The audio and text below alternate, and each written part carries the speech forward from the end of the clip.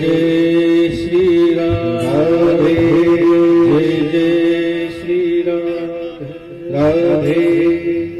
जैसा कि कल के पावन में प्रसंग में आप लोगों ने, हम और आप सब ने मिल करके सुखदेव जी महाराज का पूजन किया।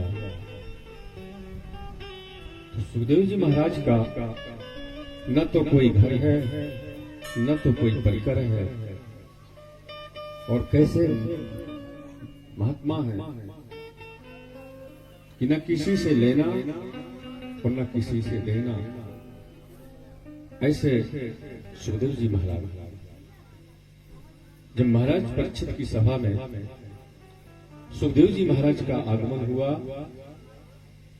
तो मां परीक्षित महाराज ने एक ही प्रश्न किया कि म्रियमाणस्य किम कर्तव्यम। कितना संक्षिप्त प्रश्न है।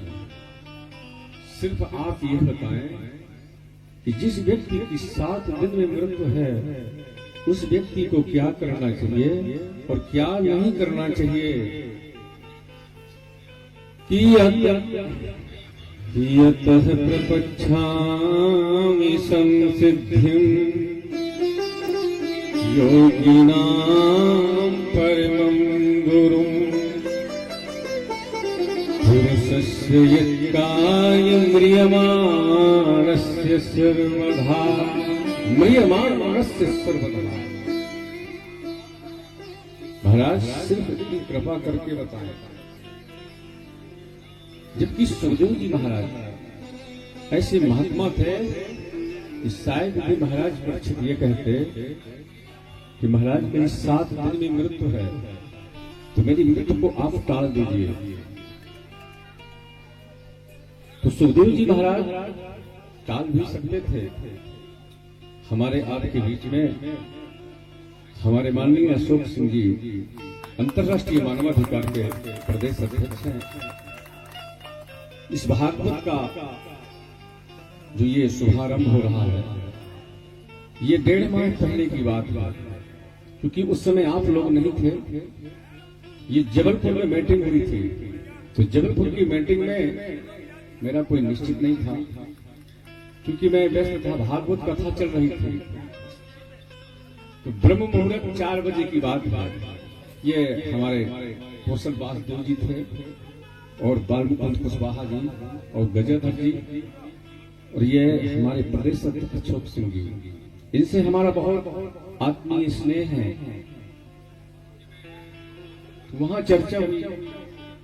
आज कम से कम राघवेंद्र सरकार की श्रीराम बिंद में बैठ करके इस कथा के माध्यम से हम और आप इस महाकुंभ में एकत्रित हुए।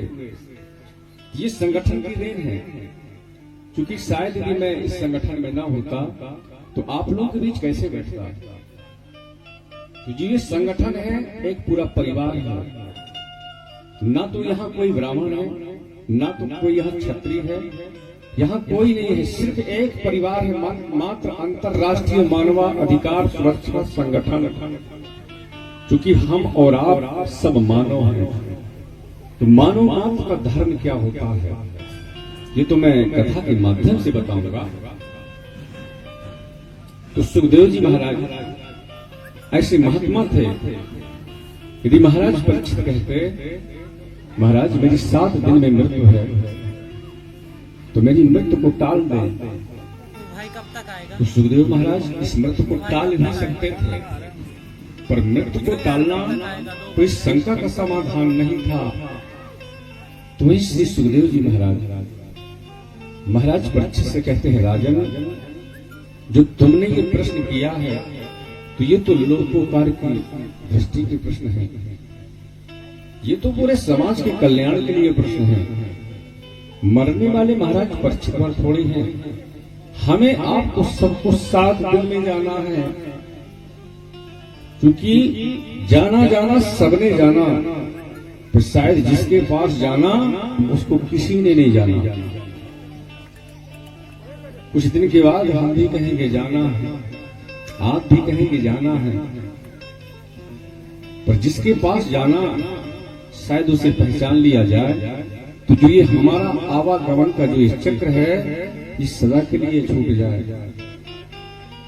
वही श्री सुखदेव जी महाराज कहते हैं, राजन आपने जो प्रश्न किया बहुत अच्छे प्रश्न किए, ये तो पूरे समाज के कल्याण के लिए प्रश्न है, लोकोपकार की दृष्टि के प्रश्न हैं।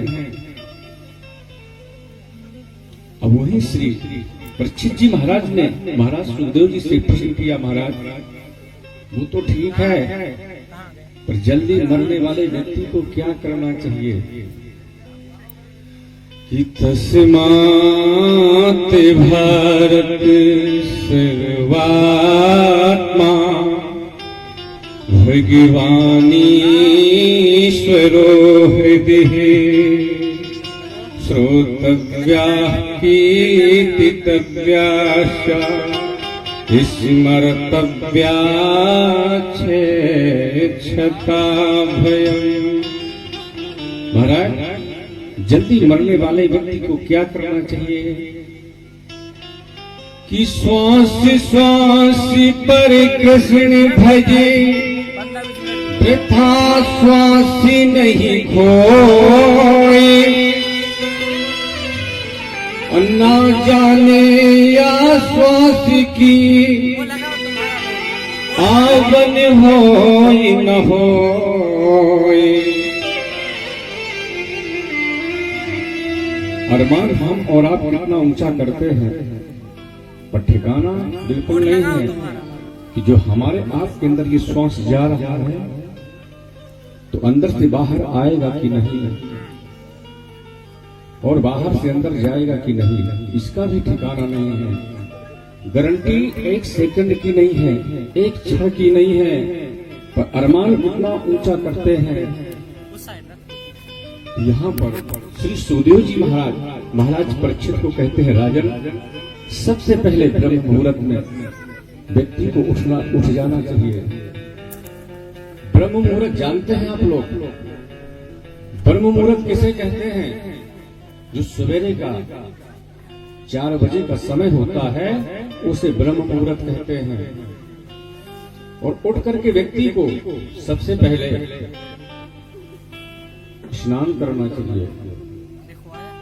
यहाँ 3 प्रकार के स्नान बताए गए हैं, ध्यान दीजिएगा शब्दों पे। जो व्यक्ति 5 साढ़े 5 बजे स्नान करता है वह देव स्नान है, और जो 5 बजे स्नान करता है, ये 5:30 बजे स्नान करता है, वह ऋषि स्नान है। और जो दिन निकलने के 10 मिनट पूर्व स्नान करता है वह मनुष्य स्नान है। और जो व्यक्ति दिन निकलने के बाद चाहे जब स्नान कर ले वो फिर राक्षस स्नान है। वो तो सिर्फ शरीर की शुद्धि के लिए होता है। इस प्रकार से यहाँ स्नानों के बारे में बताया कि जितासनो जित संगो जितेन्द्रियाः स्थूले भगवतो रूपे संसारिये धियाः। जितासनो सबसे पहले आसन को जीते हैं। आसन को जीतने का मतलब होता है कि ज्यादा देर तक एक आसन में बैठे। जित संगो जितेन्द्रिया, सबसे पहले आसन को जीतें और प्राणायाम करें। जब प्राणायाम करेंगे, प्राणायाम जानते हैं आप लोग? जानते हैं प्राणायाम किसे कहते हैं? प्रणाम और प्राणायाम में अंतर होता है। प्राणायाम का मतलब होता है एक नाक को बंद करें, दूसरे से श्वास लें, कुछ देर श्वास रोके और फिर उस जहां से श्वास आपका बाहर निकले वहीं से श्वास लेकर के और दूसरी तरफ से बाहर करें, उसे प्राणायाम कहते हैं। प्राणायाम करने से क्या होता है मालूम है आपको? ब्रह्मरंध्र की शुद्धि होती है। जो पहले के महात्मा थे, पहले के ऋषि थे, वो अपनी मृत्यु बता देते थे, उसका एक वजह था। आप लोग अभी मेरे सामने प्रकट कर लें। जो व्यक्ति रोज प्राणायाम करता है वही अपनी मृत्यु को बता सकता है। ये कोई ज्योतिष का विषय नहीं है, ये सिर्फ योग का विषय है। ज्योतिष में और योग में बहुत बड़ा अंतर है। एक काम करिए, आप लोग अपने दोनों नाक बंद करिए और दोनों कान बंद करिए और आवाज को रोकिए। ये जो आपका हवा है ये बाहर न आए तो गनगनाहट की आवाज आएगी आपके अंदर। जब मान लो कि प्राणायाम करते करते गनगनाहट की आवाज न आए तो उसी समय आप लिख दीजिए कि आज से ठीक मेरी 6 माह बाद मृत्यु हो जाएगी। ये शास्त्र का प्रमाण है। ऐसा नहीं कि मैं इस मंच में व्यासपीठ पे बैठ करके कोई मनगढ़ंत बात कर रहा हूं। तो जो व्यक्ति प्राणायाम करता है सबसे पहले भगवान के स्थूल शरीर का ध्यान करना चाहिए। यहाँ पर एक बात और ध्यान दें, कहते हैं जित संगो जितेंद्रियः। सबसे पहले आप लोग कथा में आते हैं, बहुत खुशी की बात है, पर कथा में जब आते हैं आप और जब आरती के बाद प्रस्थान करते हैं तो जिस आसन पे बैठते हैं सबसे पहले उस आसन को प्रणाम करें। जब उसको प्रणाम करेंगे तो जो आप लोगों ने कथा श्रवण की है उसका भाग्य मिलेगा, उसका पुण्य मिलेगा, नहीं तो पुण्य क्षीण हो जाएगा। क्योंकि आप लोग जो यहाँ श्रीमद् भागवत के जजमान बने हैं, तो जो ये हमारे आचार्य जी महाराज हैं, इन्होंने मैंने बोला इन्होंने मैंने बोला था कि जो भी जजमान है आप कोई भी पूजन की क्रिया मत छोड़ें। एक एक बात समझाएं कि ये कलश की पूजा करने से क्या होता है, पंचांग पूजा करने से क्या होता है, ये इतनी जो सामग्री है, इतनी सामग्री चढ़ाने से मतलब क्या होता है।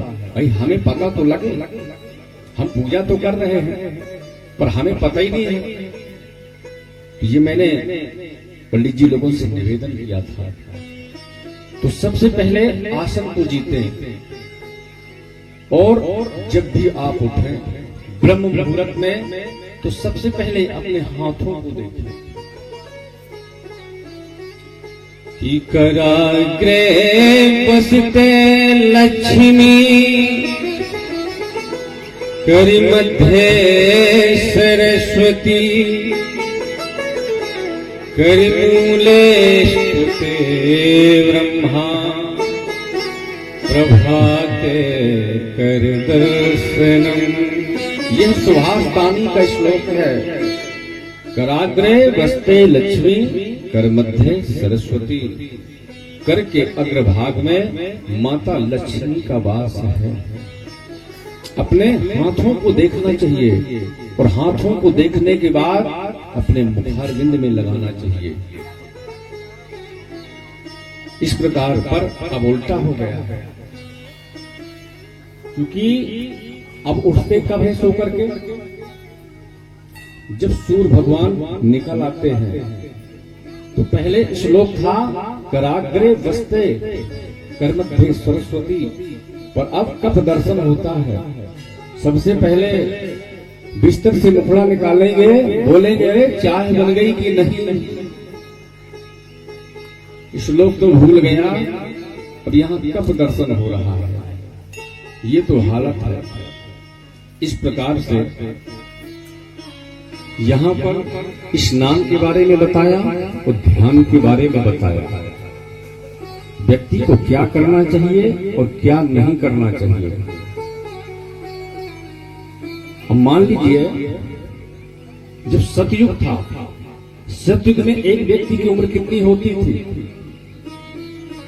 1,00,000 वर्ष का व्यक्ति होता था। जब त्रेता आया, 1 जीरो और हटा, कितनी हो गई? 10,000 वर्ष।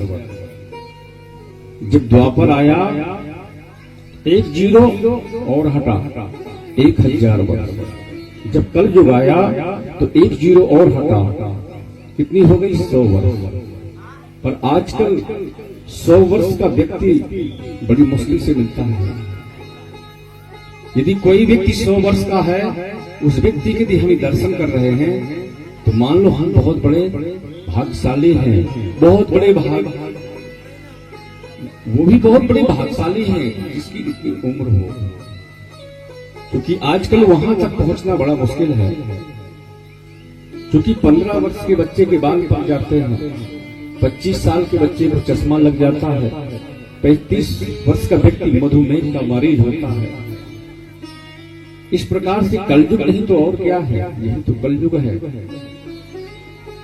इस प्रकार से कहते हैं संग हमेशा अच्छे व्यक्ति को करना चाहिए, कभी भी सवाबी कबाबी पर संग मत करें। राजा ने वही पर एक प्रश्न और किया, महाराज ये जो परमात्मा है इसने सृष्टि को क्यों बनाया, इसका मूल प्रयोजन क्या है। राजा ने इस सृष्टि को क्यों बनाया। यहां श्री सुखदेव जी महाराज परीक्षित को इस सृष्टि की जो प्रक्रिया है विस्तार से सुनाई। बोले राजन, इस संसार में पहले कुछ भी नहीं था, एकदम जो ये पूरा संसार है ये जलमग्न था, कुछ भी नहीं था, स्वेदक अंडक जरायु उद्भिद कुछ भी नहीं था, सिर्फ जल था। तो जल में एक अयन बनाया, जब अयन बनाया तो संस्कृत की परिभाषा से शाब्दिक भाव से देखेंगे तो नार माने जल, जैसे नार कहते हैं संस्कृत को, वही कहते हैं जल। अयन बनाया, उनका नाम पड़ गया नारायण। नारायण के मन में एक विचार आया कि मैं एक से अनेक हो जाता तो कितना अच्छा रहता। तो ही श्री नारायण ने अपने नाभि कमल से ब्रह्मा जी को प्रकट किया। जब ब्रह्मा जी का प्रादुर्भाव हुआ, क्योंकि कमल से ब्रह्मा जी की उत्पत्ति हुई थी, तो ब्रह्मा जी के मन में विचार आया कि मैं आया कहां से हूं, मुझे बनाया किसने है। तो ब्रह्मा जी ने यहां तपस्या की, 2 ही वर्ड सुनाई दिए, आप तप करें। इस परिशेष यदि 100 टक में किविंसम निष्किंचिनानां न प्रियधनम विदुः। स्पर्श वर्ण में जब ता और पा, उसको स्पर्श वर्ण बोलते हैं। संस्कृत में व्यंजन को स्पर्श वर्ण बोलते हैं। तो 2 ही शब्द सुनाई दिए, ता और पा। आप जब तपस्या करोगे तो आपको पता लगेगा कि मैं कहां से आया हूं। अब ब्रह्मा जी ऊपर जाए, कहीं नीचे जाए, हजारों वर्ष हो गए। वही श्री हरि नारायण ने कहा, ब्रह्मा जी आज से मैंने तुम्हें संसार का विधाता बना दिया। बोले महाराज आप इस पूरी दुनिया का मुझे मालिक बना रहे हैं, क्योंकि आजकल 2-4 विदेशी गाड़ियां हो जाएं, 2-4 बंगले हो जाएं, तो व्यक्ति दुनिया का मालिक अपने आप को समझता है। और आप मुझे पूरे संसार का मालिक बना रहे हैं। शायद यदि मुझे अभिमान हो गया तब। बोले आपको कभी अभिमान नहीं हो सकता। वही श्री हरि नारायण ने विधाता जिसको कहते हैं ब्रह्मा जी को चतुर्श्लोकी भागवत प्रदान की। मैं कल भी निवेदन कर रहा था कि जो ये श्रीमद् भागवत है इसमें 4 ही श्लोक थे। 4 श्लोकों से 18,000 श्लोकों की पावन संहिता बन गई। यह मेवास्मेवाग्रे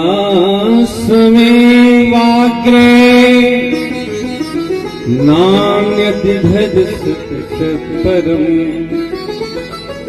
पश्यादहं यदेतच्चा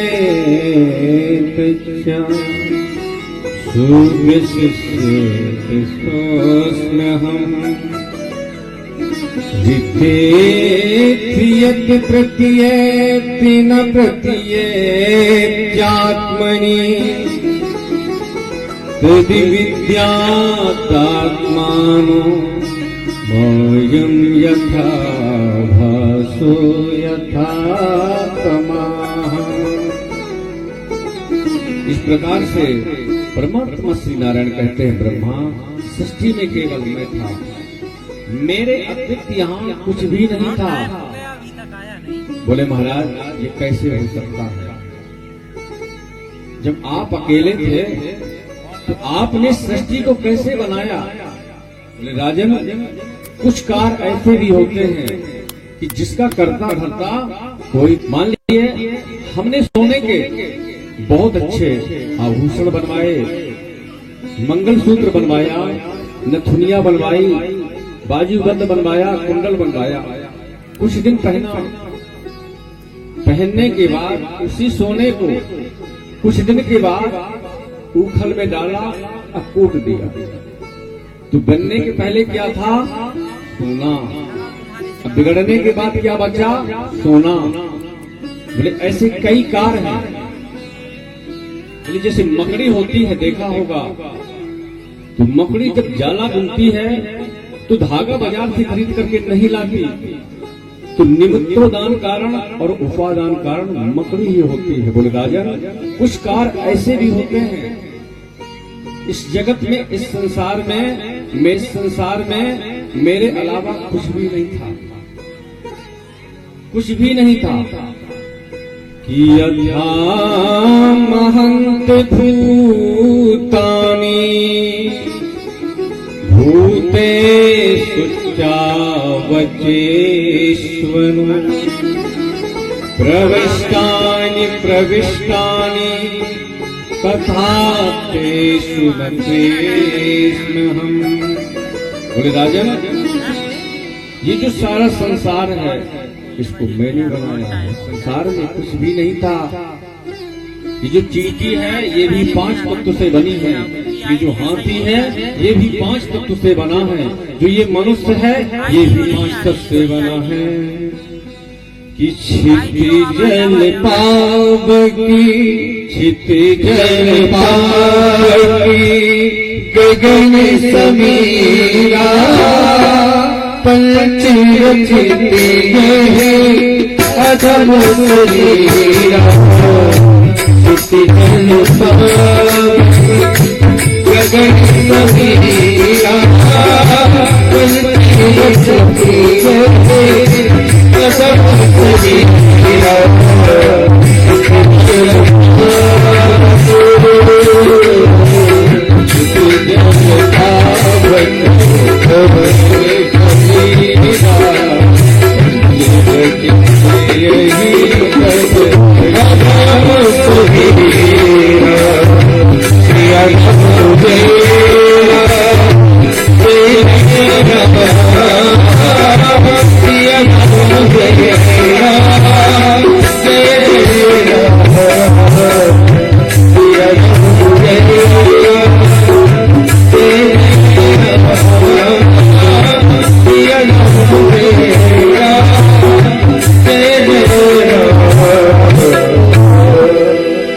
इस प्रकार से यह श्री सुखदेव जी महाराज परीक्षित कहते हैं, राजन इस संसार में कुछ भी नहीं था। यही श्री हरिनारायण ब्रह्मा जी को यही ज्ञान दे रहे हैं। बोले इस संसार में मेरे अतिरिक्त, मेरे अलावा कुछ भी नहीं था। भगवान ने कहा, विधाता ये जो मैंने तुम्हें ये ज्ञान दिया है इसी को कहते हैं भागवत। आपको जरा स्पष्ट करके बताऊं, भागवत के 4 अर्थ होते हैं। कौन कौन से? जो भगवान का हो जाए उसे भागवत कहते हैं, भगवान के निवास को भागवत कहते हैं, भगवान की जो व्यक्ति कथा श्रवण करे उसे भी भागवत कहते हैं। वही श्री परीक्षित जी महाराज सुखदेव जी से प्रश्न करते हैं, महाराज वो तो ठीक है, पर आप यह बताएं कि भगवान सबसे जल्दी किसे मिलते हैं? भगवान के लिए क्या तपस्या करनी पड़ती है? क्या भगवान के लिए महीने में 35 व्रत करने पड़ते हैं? क्या भगवान के लिए पेड़ पर उल्टा लटकना पड़ता है? क्या भगवान के लिए 24 घंटे रात दिन माला ही लिए बैठे रहते हैं? भगवान यदि किसको मिलते हैं तो श्री सुखदेव जी महाराज कहते हैं, राजन भगवान यदि किसको मिलते हैं? बोले हो सकता है कि भगवान उसे मिलते होंगे जो ऊंची खानदान का होगा। तो श्री सुखदेव जी महाराज ने कहा, राजन बिल्कुल नहीं। बोले जो खूब पढ़ा लिखा होगा भगवान उसे मिलते होंगे? बोले बिल्कुल नहीं। तो भगवान किसको मिलते होंगे?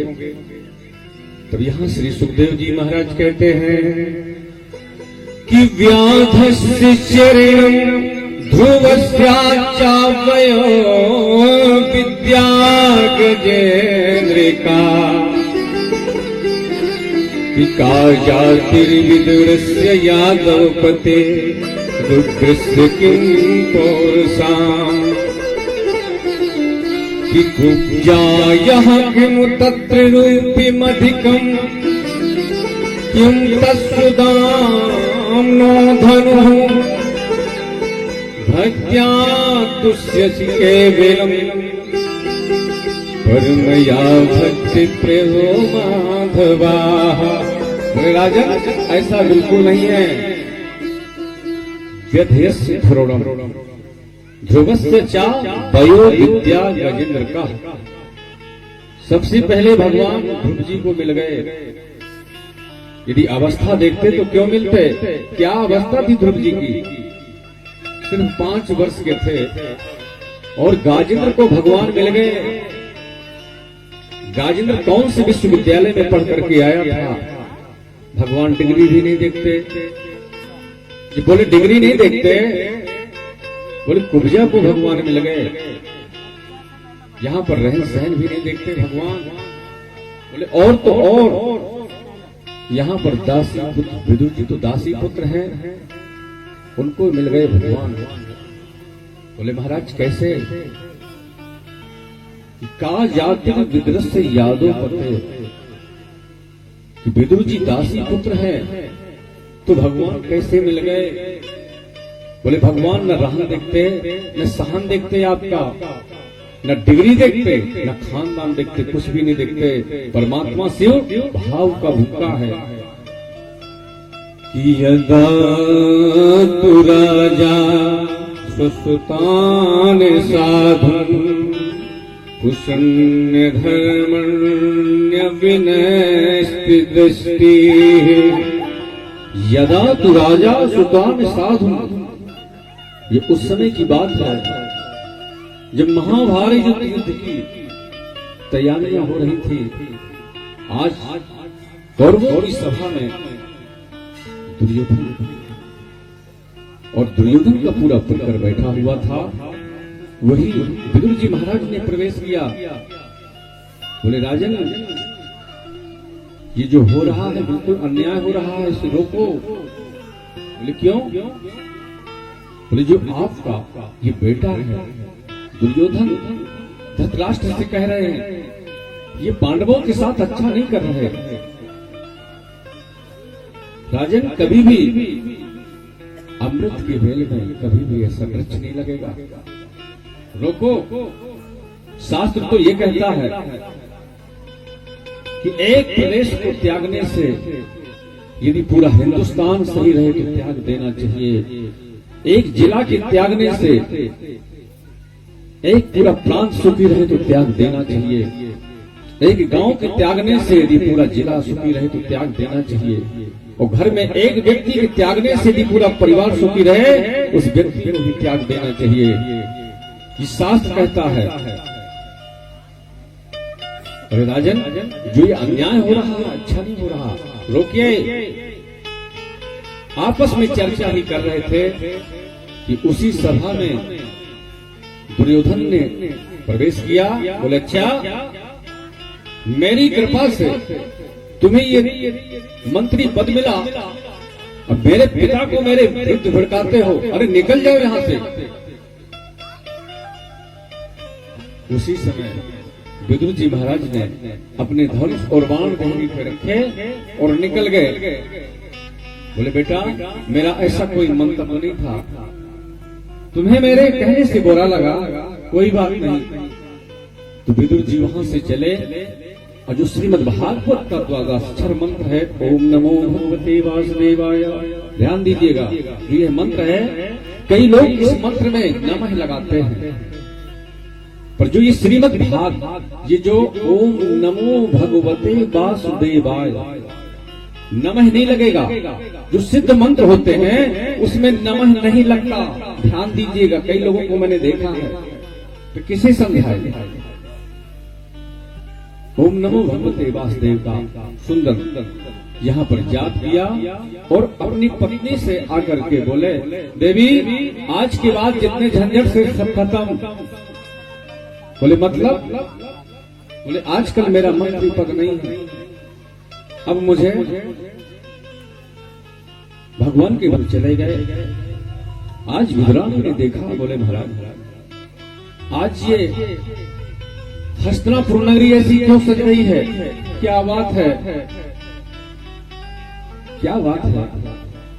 आज तक की सजावट। जब भगवान का आगमन हुआ तो भगवान के ऊपर कई लोगों ने पुष्प की वर्षा की, विदुर को पुष्प की वर्षा की। विदुर और विदुरानी बेचारे नीचे खड़े हुए हैं। तो जिस लोगों ने पुष्प की वर्षा की, गोविंद ने उनको नहीं देखा। जब काका विदुर और विदुरानी को देखा तो जैसे भक्त और भगवान के नेत्र मिले, ऐसा लगा तो भाव का भूखा है, भगवान हो जाएंगी, कितने बच्चे अनाथ हो जाएंगे। मैं तो सिर्फ यही कहता हूं कि आधा राज्य नहीं, सिर्फ आप 5 गांव दे दे, मैं 5 गांव में ही संतुष्ट कर दूंगा। यहां दुर्योधन कहता है कि सुचक्रे नैविदास्यामि बिना युद्धेन केशवा, सुचक्रे नैविदास्यामि बिना युद्धेन केशवा, मैं तो सुई के नोक के बराबर भी नहीं दूंगा। भगवान ने बहुत समझाया, नहीं माना। भगवान ने कहा ठीक है। अब यहां दुर्योधन कहता है, गोविंद आज मेरे घर आप प्रसाद पाले थे तो कितना अच्छा रहता। तो गोविंद ने कहा देखो भैया, प्रसाद 2 ही परिस्थितियों में पाया जाता है, या तो खिलाने वाले के अंदर भाव हो, या तो खाने वाला भूखों से मर रहा हो। तो ना तो तुम्हारे अंदर भाव है और ना तो मैं भूख के मारे मर रहा हूं। बोले महाराज आज मेरी मैया गंधारी ने बहुत प्रकार 56 प्रकार के व्यंजन बनाए हैं, आप पाले थे तो कितना अच्छा रहता। तो गोविंद ने कहा नहीं, आज तो मेरा निमंत्रण है। बोले कहां? बोले विदुर काका के घर। दुर्योधन खूब हंसने लगा। बोले महाराज आजकल उनका मंत्री पद नहीं है, वहां तो स्वयं के खाने के लाले पड़े हैं। गोविंद ने कहा इससे मुझे कोई लेना देना नहीं। अरे जब निमंत्रण भेजा है तो खाने की व्यवस्था जरूर करेगा। बोले महाराज आप मेरे यहाँ प्रसाद पा लेते तो कितना अच्छा रहता। भगवान ने कहा नहीं। बोले अच्छा ये बताओ कि जब आप द्वारिका से हस्तिनापुर आए तो सीधे आप मेरे घर आए, आपकी तो विदुर जी से मुलाकात भी नहीं हुई, तो कैसे निमंत्रण दिया? बोले उनका पत्र गया था द्वारिका में कि जब आप हस्तिनापुर आना तो सबसे पहले मेरे घर आना। यहाँ विदुर जी ने सोचा हे भगवान इनसे तो मेरी बात तक नहीं हुई। वहीं से विदुर जी उठ करके और गोप लोगों की बजरिया में गए और गोविंद सीधे दुर्योधन के यहाँ से आकर के और काका विदुर के घर आते हैं। तो जब भगवान भी भक्त के घर जाता है तो चरणों पादुका उतार करके जाता है। ध्यान दीजिएगा आजकल एक फैशन चला है कि जब भी, मैंने तो कई बड़े बड़े घरानों में देखा है, काफी पढ़े लिखे लोगों को, जो ज्यादा पढ़े लिखे लोग हैं उन्हीं के यहाँ देखा है, जो कम पढ़े लिखे लोग हैं उनके यहाँ नहीं देखा। मैंने तो चप्पल पहन करके रसोई में प्रसाद बनाते देखा, और तो और मैंने ठाकुर जी की पूजा करते चप्पल पहन करके देखा। मैंने कहा भाई ये क्या है? बोले महाराज जी ऐसे हमारे यहाँ संगमरमर के पत्थर लगे हैं, कितनी ठंडी लगती है कि क्या बताएं। तो मैंने कहा ये बताइए, ये भी कोई नियम नहीं। कहा जो ज्यादा पढ़े लिखे लोग हैं ध्यान दीजिएगा, क्योंकि उनको एक वे है। तो भगवान ने यहाँ चरण पादुका उतारा, उसी समय बिदरानी स्नान कर रही थी। जो गोविंद ने जोर से साकर खड़खड़ाया, अरे काकी जी द्वार खोलो, तो बिदरानी एकदम वस्त्र बदलने भूल गई, एकदम पागल हो गई, लाला की खुशी में पागल हो गई। गोविंद ने अपना पटका दिया, उसने पर्दा किया। गोविंद ने कहा काकी जी मुझे भूख लग रही है। बोले जब तक काका श्री आते होंगे। अब तो बिदरानी पागल हो गई, लकड़ी का एक पीढ़ा बिछाया, वो ही उल्टा पूरे आंगन में नचा दिया। गोविंद ये जगह शुद्ध है, गोविंद ये जगह शुद्ध है, गोविंद यहाँ पधारो। लकड़ी का भी जो पीढ़ा बिछाया वो ही उल्टा। उन्हें गोविंद ने अपने पेट में हाथ फेरा, बोले काकी जी बहुत तेज से भूख लगी रही है। उसी समय बिदरानी वहां से कदली के वन में जाती है और केले तोड़ करके ले आती है, और पत्तल भी बिछाया वो भी उल्टा। अब तो यहाँ गोविंद प्रसाद लगा रहे हैं, यहाँ आज प्रभु छिलके का प्रसाद लगा रहे हैं। सबसे ऊंची प्रेम सगाई, सबसे ऊंची प्रेम सबसे ऊंची प्रेम सगाई, सबसे ऊंची प्रेम सगाई। तेरी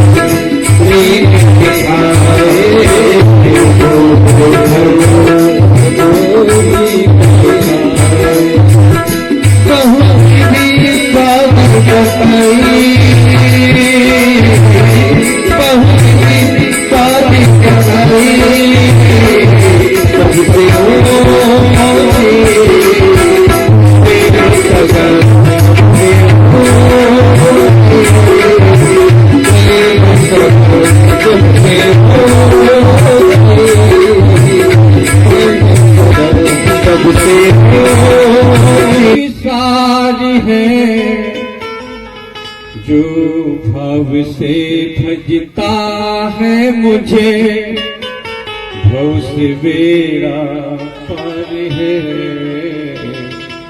परमात्मा भाव का उनका है, पर हम और आप उल्टा करते हैं। परमात्मा पदार्थों का भूखा नहीं है, परमात्मा सिर्फ भाव का भूखा है। पर आज हम और आप जो प्रेम करते हैं तो दुनिया को भाव प्रदान करते हैं, अब परमात्मा को पदार्थ। बताइए कितना उल्टा करते हैं। क्योंकि ये दुनिया है, ये भाव के बारे में कुछ नहीं जानती। ये तो संसारी लोग जब आपके घर जाएं या कहीं बाजार हाट में मिले तो जितना हो चकाचक उनको खूब माला माल करिए, फिर देखिए अरे वाह भैया उनके यहाँ गए थे, आनंद आ गया। अरे उन्हें तो यही पता नहीं है कि आनंद क्या है और सुख क्या है।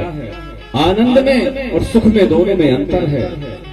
क्योंकि हम और आप जब भी मंदिर जाते हैं तो मंदिर जाकर के ठाकुर जी के सामने झूठ बोलते हैं। क्या कहते हैं मालूम है? सब लोग आरती जब गाते होंगे कहते हैं तेरा तुझको अर्पण क्या लागे मेरा। देखिए परमात्मा के पास झूठ बोलते हैं, आरती करते हैं, बड़े बड़े मंदिरों में जब जाते हैं तीर्थ दिमाग रहता है, जेब में रहता है कि हमारा कोई मोबाइल न खींच ले जाए। ये तो स्थिति है। अब परमात्मा के सामने कहते हैं कि तेरा तुझको अर्पण क्या लागे मेरा। बिल्कुल गलत बात। ना तो आज तक किसी ने तन अर्पण किया, ना किसी ने। इस प्रकार से यहाँ पर एक बार उद्धव जी ने गोविंद से पूछा, बोले प्रभु आप ये बताएं कि आपने इतने जगह प्रसाद पाए पर सबसे ज्यादा प्रसाद पाने में आपको कहाँ अच्छा लगा? गोविंद के नेत्र सजल हो गए। बोले सबसे ज्ञानी भक्त और दूसरा है नितिक भक्त, दोनों का मिलन हुआ। यहीं से भागवत में विदुर और उद्धव संवाद का प्रारंभ होता है। आदरणीय श्री सुखदेव जी महाराज परीक्षित को कहते हैं, राजन जब आपस में विदुर और उद्धव का दोनों का मिलन हुआ तो जब यहाँ भगवान के किशोर चरित्र के बारे में श्रवण करवाया तो दोनों की जो परिस्थिति थी एकदम अवरुद्ध हो गई। दोनों का कंठ अवरुद्ध हो गया। बोले भैया क्या हुआ? तो यहाँ विदुर ने कहा भैया मैं तो पहले ही छोड़ के चला आया था, पांडवों का क्या हुआ? बोले पांडव जो है तो विजयी हुए। आपको नहीं है पता कब का महाभारत युद्ध हुआ। आप यहाँ से हरिद्वार जाएं, वही मैत्रेय मुनि से आपकी मुलाकात होगी।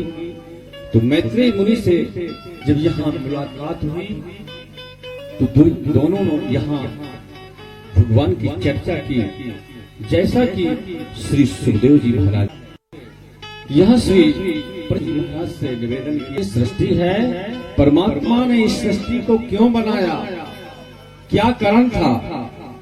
इस संसार में कोई सुखी है और कोई दुखी है।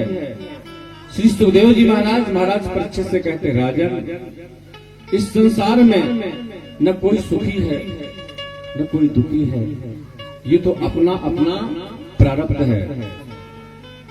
जैसी करनी तैसी भरनी। ये जो सुख और दुख है ये अपने आप मिलता है। जैसा कर्म करोगे वैसा फल मिलेगा। कि को न काहो को न काहो सुख दुखी नाता, न काहो सुख दुखी नाता, न काहो सुख दुखी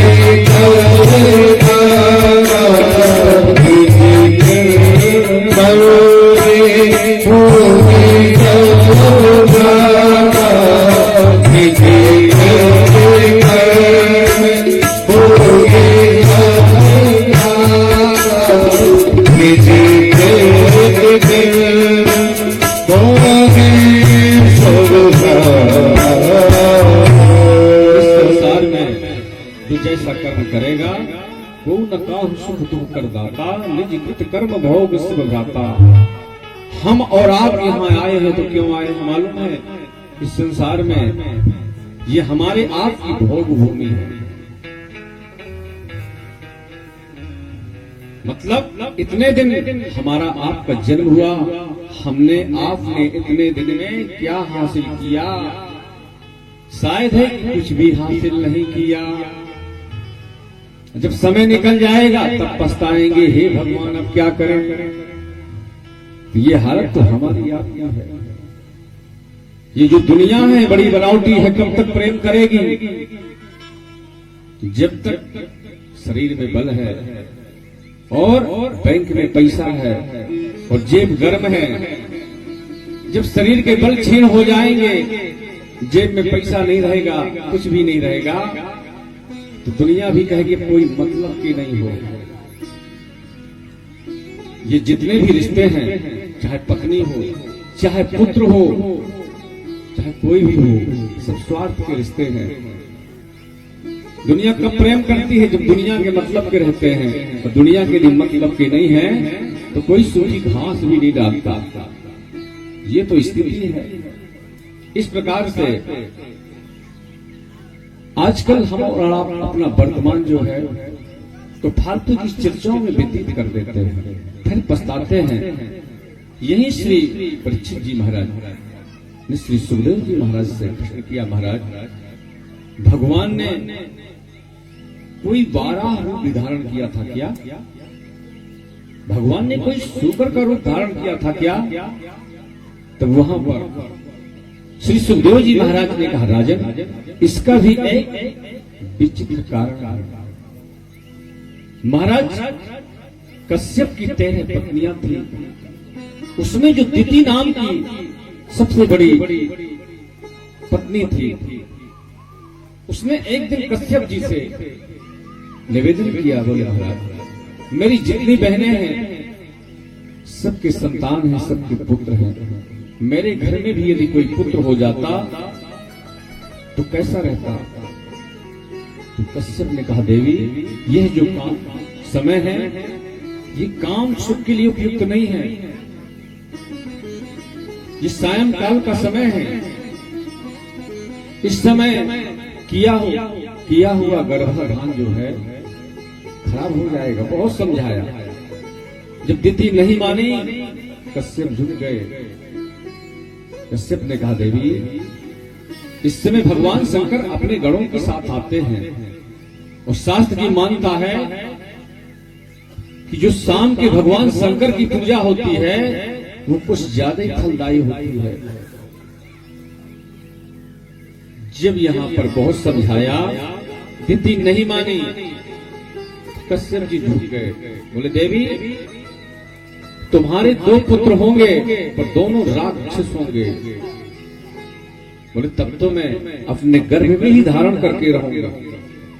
बोले, तुम्हारे पुत्रों का उद्धार करने के लिए गोविंद स्वयं आएंगे,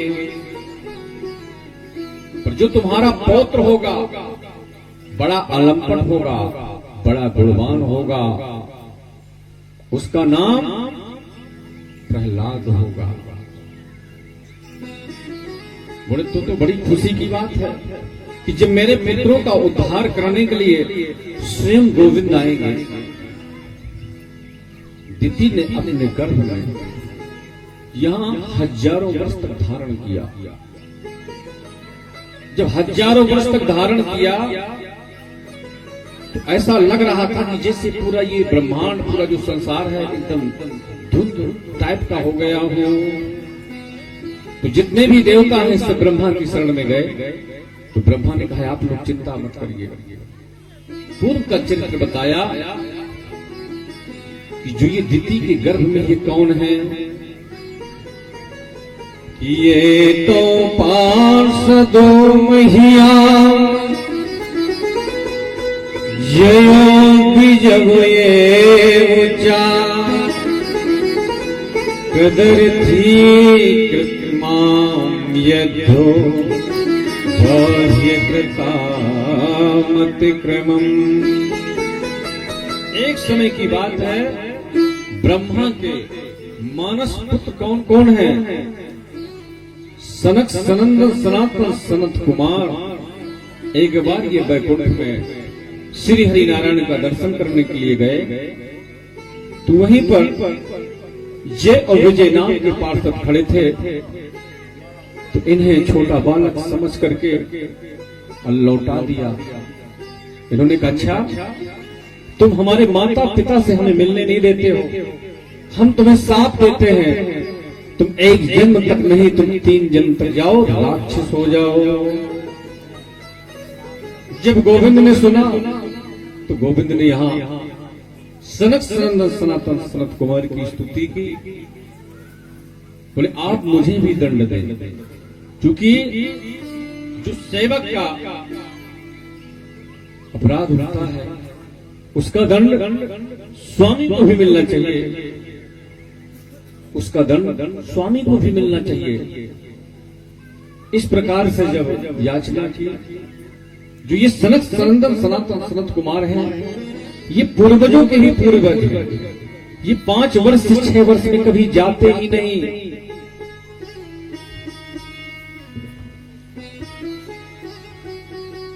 इस प्रकार से जब वहां सनक सनंदन सनातन सनत कुमार आ गए, सनातन सनत कुमार ने कहा, बताइए जरा से क्रोध के कारण हमने इन्हें साथ दे दिया। वहीं से आकर के बद्रिका आश्रम चले गए तपस्या करने के लिए। संत कुमारों ने कहा कि हमसे बहुत बड़ी भूल हो गई है। अब यही क्या हुआ, तपस्या करने चले गए, वही जो दोनों पार्षद हैं जय और विजय, माता दिति के गर्भ में बालक बनकर के आए, वही पार्षद यहां राक्षस बन गए। जब दोनों राक्षस बन गए, दिति कहते हैं भेद बुद्धि को, आदिति माने अभेद बुद्धि। यहां भगवान ने हिरणाक्ष का उद्धार किया। एक समय की बात है, जब दोनों का जन्म हुआ तो दोनों दिग्विजय करने के लिए निकल पड़े। जब दोनों दिग्विजय करने के लिए निकले, जितने भी देवी देवता थे सब बेचारे गरीब इंद्रों में घूमने लगे, हे भगवान इनसे ईश्वर बचाए। और तो कोई मिला नहीं। बीच रास्ते में नारद जी मिल गए। बोले, हे बाबा ये खाली वीणे बजाते हो, कुछ लड़ना झगड़ना भी आता है? तो नारद जी ने कहा, भैया लड़ना झगड़ना तो नहीं आता, फिर लड़ाना बहुत अच्छी तरह से आता है। बोले, अब तो हमारे बाजुओं में खुजली चल रही है युद्ध करने की। बोले, एक काम करो भैया, मैं अपने से अच्छा योद्धा तुम्हें बताए दे रहा हूं, आप वहां चले जाओ, हो सकता है कि तुम्हारी खुजली जीवन के लिए